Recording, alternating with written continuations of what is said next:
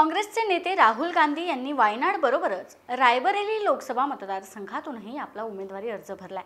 या मतदारसंघामध्ये राहुल गांधी यांचे प्रतिस्पर्धी म्हणून भाजपच्या दिनेश प्रताप सिंह यांना उमेदवारी देण्यात आली असली तरी त्यांच्या उमेदवारीवरून पक्षांतर्गत बरीच नाराजी दिसून येते। विशेष म्हणजे या मतदारसंघात दिनेश प्रताप सिंह यांना केवळ राहुल गांधी यांचं आव्हान नसून पक्षातील नेत्यांचंही आव्हान असणार आहे आणि याच संदर्भात आपण सविस्तराने जाणून घेऊ।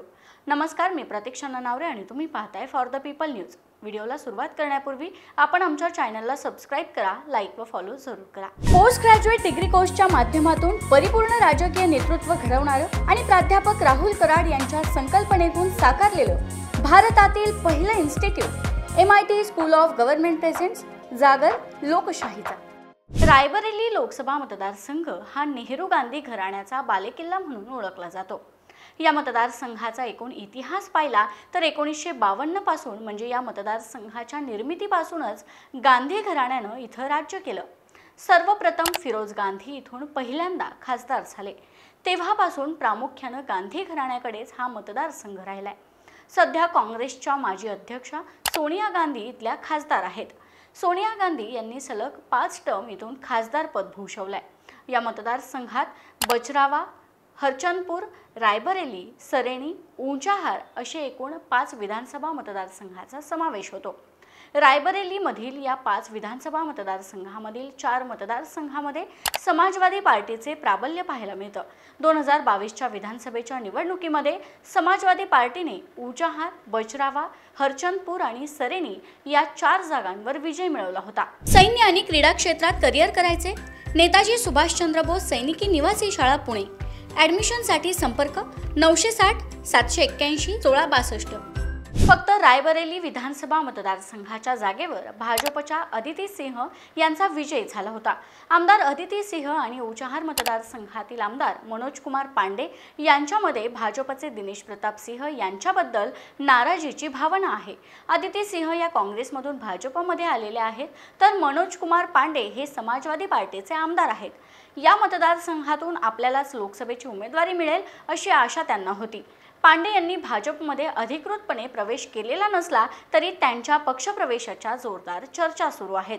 त्यामुळे दिनेश प्रताप सिंह यांच्यासमोर राहुल गांधींचं नव्हे तर स्वपक्षीयांचंच आव्हान उभं राहिलंय। या प्रकरणावर केंद्रीय गृहमंत्री अमित शाह यांनी मध्यस्थी करून तोडगाही काढण्याचा प्रयत्न केला होता।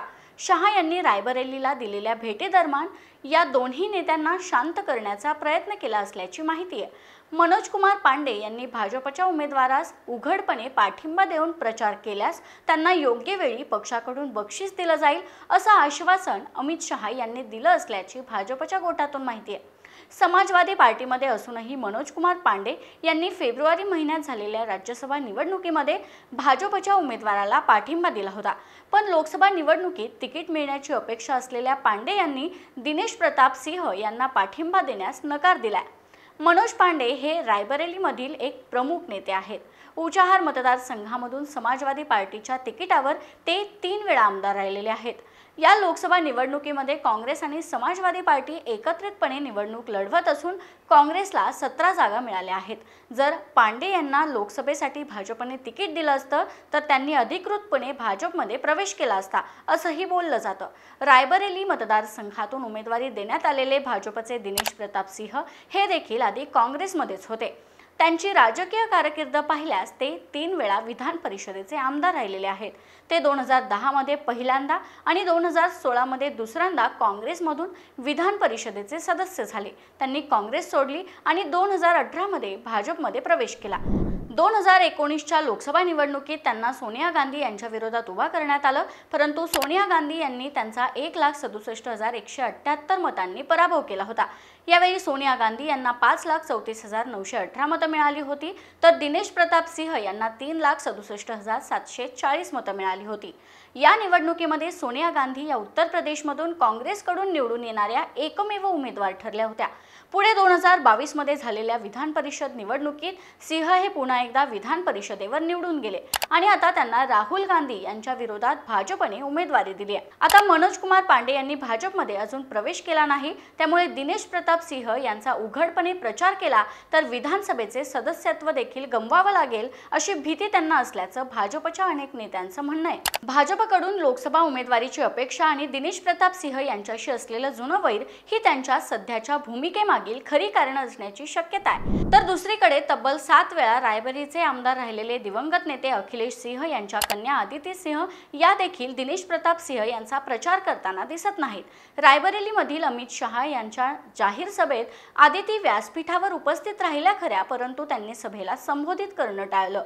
या व्यतिरिक्त आदिती यांनी आपल्या वडिलांबरोबरचा जुना फोटो पोस्ट करत तत्वांशी तडजोड करणं आपल्याला कठीण जात असल्याचं म्हटलं होतं।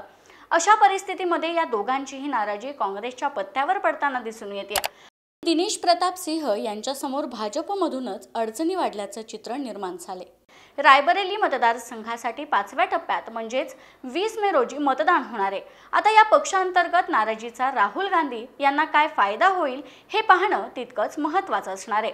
याविषयी तुम्हाला काय वाटतं? तुमचं मत कमेंटमध्ये कळवा। व्हिडिओ आवडला असेल तर लाईक करा आणि अशाच नवनवीन व्हिडिओजसाठी फॉर द पीपल न्यूजला सबस्क्राईब करायला विसरू नका। धन्यवाद।